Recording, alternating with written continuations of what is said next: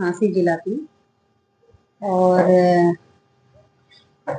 यहाँ पे अधिकारियों से भी बात हुई है, डीसी एसपी से भी बारीकी से चर्चाएं हुई हैं महिलाओं की सुरक्षा को लेकर के। और आज यहाँ सिविल हॉस्पिटल में आना हुआ, महिला वार्ड है उनका निरीक्षण किया। यहाँ के जो सामान्य जो भी पेशेंट आते हैं किस तरह के टॉयलेट्स बाथरूम इस्तेमाल कर रहे हैं, क्या हाइजीन का ध्यान रखा गया है नहीं रखा गया है, वो भी सारा चेक किया है। महिलाएं जो डॉक्टर्स हैं यहाँ हॉस्पिटल में डॉक्टर्स की कार्यशैली से कितना संतुष्ट हैं, क्या उनको प्रॉपर तरीके से जिस ट्रीटमेंट के लिए वो आ रही हैं क्या वो मिल रहा है उनको, या जो ट्रीटमेंट उनको दिया जा रहा है या जो जिस बीमारी से वो पीड़ित हैं उस बीमारी की दवाई उनको यहाँ पे प्रॉपर तरीके से उपलब्ध हो रही है कि नहीं हो रही है। इन सब बातों का आज जायजा लिया और काफी पेशेंट्स मिले भी हैं यहाँ पे। पर्सनली उनकी कोई समस्या थी, डॉक्टर से रिलेटेड थी, दवाइयों से रिलेटेड थी, तो उसको तुरंत मौके पे उसका समाधान करने का प्रयास भी किया है। देखिए, सरकार ने एक बड़ी अच्छी हर जिला लेवल पे सुविधा दी है वहाँ के सामान्य नागरिकों को। यहाँ उनको सस्ती दवाइयाँ उपलब्ध हों, समय पे डॉक्टर उपलब्ध हों, अच्छे तरीके से उनको ट्रीटमेंट मिले। और खास तौर पे महिलाओं के लिए हर सामान्य जो हमारे हॉस्पिटल हैं उनमें पिंक ओपीडी सरकार द्वारा स्थापित की गई है, जिसमें जाकर के हर तरह की पेशेंट अपने कंसल्ट डॉक्टर से ट्रीटमेंट ले सकती है।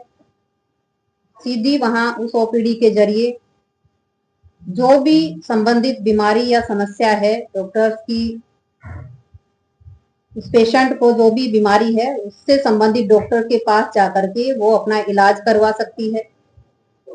और खास तौर पे आज जो फोकस है आयोग का कि क्या डॉक्टर अपनी ड्यूटी महिलाओं के प्रति जिस जिम्मेदारी के तहत उनको यहाँ बैठाया गया है उसको निभा रहे हैं अच्छी तरीके से कि नहीं निभा रहे हैं, क्या समय पे महिलाओं को दवाइयाँ उपलब्ध हो रही हैं कि नहीं हो रही हैं, ये सब चेक किया गया। क्या नोटिस किया मैडम आपने? जो प्रसूता महिलाएं थी उनसे भी पर्सनली मैंने बात की, उनको जो यहाँ पे डाइट दी जा रही है क्या वो समय पे जिस हिसाब से सरकार उपलब्ध करवा रही है उनको मिल रही है कि नहीं मिल रही है। तो संतुष्ट हैं डॉक्टर की कार्यशैली से महिलाएं, क्योंकि मैंने पर्सनली महिलाओं से बात की।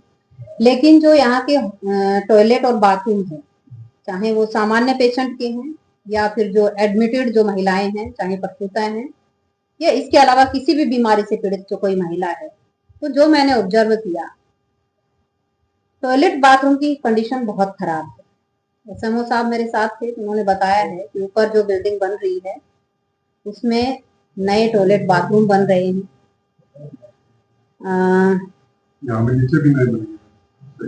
नीचे भी बता रहे हैं डॉक्टर साहब कि नीचे भी बनेंगे, उन पे काम चल रहा है।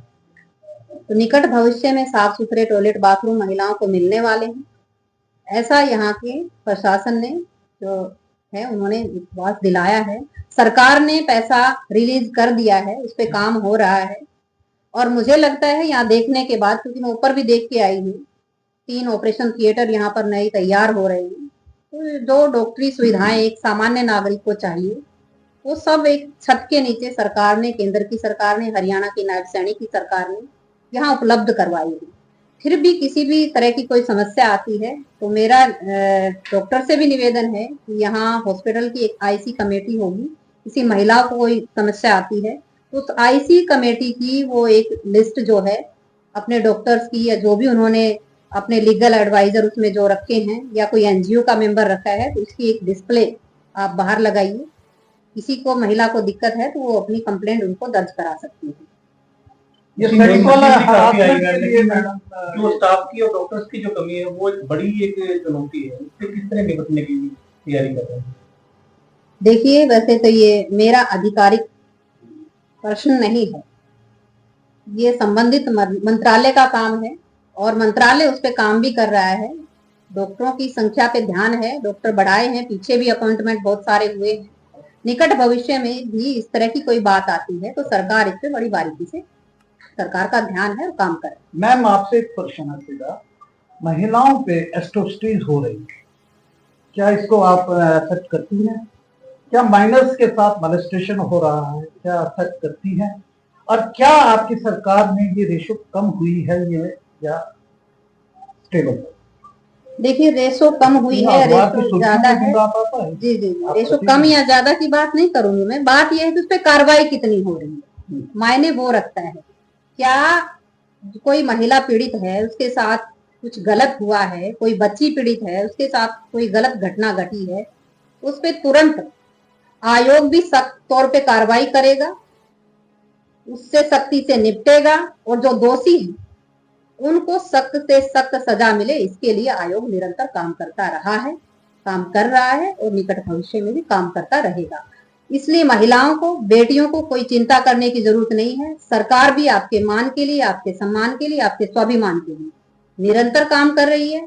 महिला सशक्तिकरण सरकार का एक महत्वपूर्ण वायदा भी है और उस वायदे के तहत ही आज आयोग भी आपके बीच में आया है।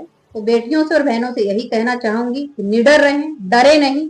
चाहे आप राह चल के जा रही हैं, चाहे आप किसी आप वर्क पैलेस पे हैं, चाहे आप किसी सार्वजनिक स्थल पे हैं, चाहे आप अपने घर में हैं, आपको डरने की, घबराने की कोई जरूरत नहीं है। डायल 112 आपके पास है, आप 112 आप तुरंत मिलाइए। आप महिला आयोग की जो मेल आईडी है उस पर अपनी शिकायत तुरंत दर्ज करवाइए।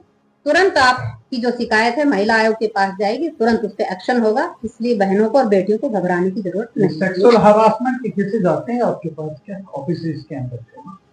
जी आते हैं और उनसे सख्ती से निपटता है आयोग। जो दोषी है उसके खिलाफ कार्रवाई होती है। और अधिकारियों से भी यही कहना चाहूंगी कि अधिकारी भी इसमें थोड़ा सा कड़ा रुख अपनाएं और कोई भी महिला अगर पीड़ित उनके दरवाजे पे आती है, अधिकारियों के पास आती है, तो तुरंत सख्ती से उस पर संज्ञान लें और जो दोषी है उनके खिलाफ तुरंत कार्रवाई।